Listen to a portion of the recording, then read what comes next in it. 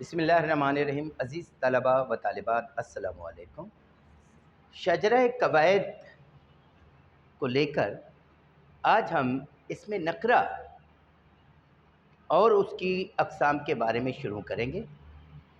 तो ये हम पहले पढ़ चुके हैं कि लफ्ज़ दो किस्म के होते हैं, मौज़ू और मुहमल। मौज़ू दो किस्म के होते हैं, कलिमा और कलाम। कलिमा में फ़ेल, इस्म और हर्फ आता है। इस्म की बुनियादी तौर पर दो किस्में, इसमें मारफा और इसमें नकरा। इसमें नकरा की कई किस्में हैं, उनमें से कुछ का नाम मैंने यहाँ पर लिख दिया है। आइए हम इसमें नकरा से आगाज़ करते हैं। इसमें नकरा की डेफिनेशन या तारीफ़, इस्तिलाही तारीफ़ इसमें मारफा वाले लेक्चर में बताई जा चुकी है। फिर मैं यहाँ रिवाइज़ कर देता हूँ कि ये एक ऐसा नाम होता है कि मुसम्मा बिह के जैसे, यानी जिसका नाम रखा गया है, जिसका नाम लिया जा रहा है उसके जैसे। मुसम्मा बिह उस ज़ात को कहते हैं, उस शख्स को कहते हैं, उस चीज़ को कहते हैं जिसका हम कोई नाम रखते हैं। जैसे मेरे सामने फ़ैन है, पंखा, तो पंखा जो मैं बोल रहा हूँ ये इस्म है।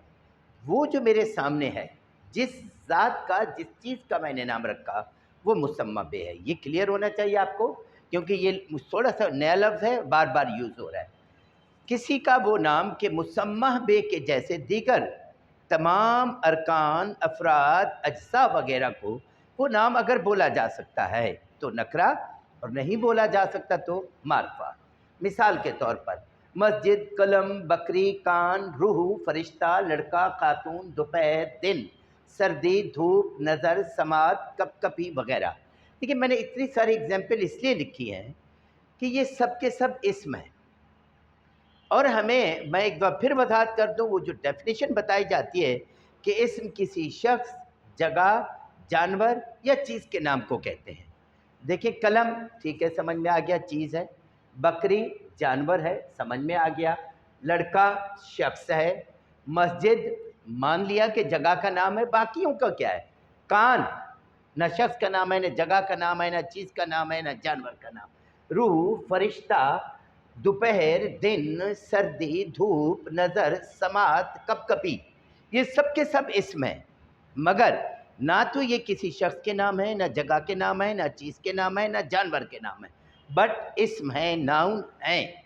तो इससे पता चला कि वो जो डेफिनेशन हमारी किताबों में आम तौर पर हमें बताई जाती है, वो डेफिनेशन दुरुस्त नहीं है, क्योंकि हज़ारों इस्म ऐसे हैं जो न इस्म है, न शख्स हैं, न जगह है, न चीज़ है, न जानवर है, फिर भी इस्म है।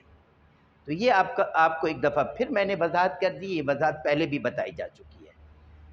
इसमें नकरा की कई किस्में हैं, उनमें एक इसमें सिफ्त है, यानी ऐसा नाम जो मुसम्मा बिह की खूबी या खामी वगैरह को ज़ाहिर करे, उसे कहा जाता है इसमें सिफ्त। मिसाल के तौर पर मोटा, खूबसूरत, बहादुर, माहिर, मेहनती, ज़हीन वगैरह। एक और किस्म है इसमें सिर्फ इसमें नकरा की, वो है इसमें कैफियत या इसमें हालत, यानी किसी मुसम्मा बे की कैफियत, हालत और फीलिंग वगैरह को जो नाम ज़ाहिर करे उसे इसमें कैफियत या इसमें हालत कहते हैं। मिसाल के तौर पर खुशी, गमी, दर्द, दुख वगैरह। अब आपके सामने एक छोटा सा इक़्तिबास पेश किया जा रहा है। अली बड़ा ही बहादुर और ज़हीन लड़का है। दोस्तों की मदद पर उसे खुशी मिलती है, सबके गम दूर करता है, उसके सीने में गरीबों का दर्द कूट कूट कर भरा हुआ है। इस इक़्तिबास के अंदर कई इसमें सिफ्त मौजूद हैं, कई इसमें कैफियत मौजूद हैं, कई इसमें नकरा मौजूद हैं। तो आपने दो दो नकरा, वैसे तो आप जो सिफ्त बोलेंगे वो भी नकरा होगा, जो कैफियत बोलेंगे वो भी नकरा होगा। ताहम आप अलग करेंगे, दो इसमें सिफ्त, दो इसमें कैफियत, और इनके अलावा दो इसमें नकरा। मत ये नहीं है कि जो सिफ्त होगा वो नकरा नहीं, डेफिनेटली वो भी नकरा है, कैफियत भी नकरा है। ताहम आप दो अलग से इस पैराग्राफ में से ढूंढ कर लिखेंगे। اس کے علاوہ اپنی روزمرہ گفتگو پر میں غور کرتے رہیں گے اور اس گفتگو میں سے بھی آپ ان اسماء کو تلاش کرنے کی کوشش کریں گے، اور جو آپ تلاش کریں گے، اخذ کریں گے، ان کو اپنی نوٹ بک کے اندر درج کریں گے۔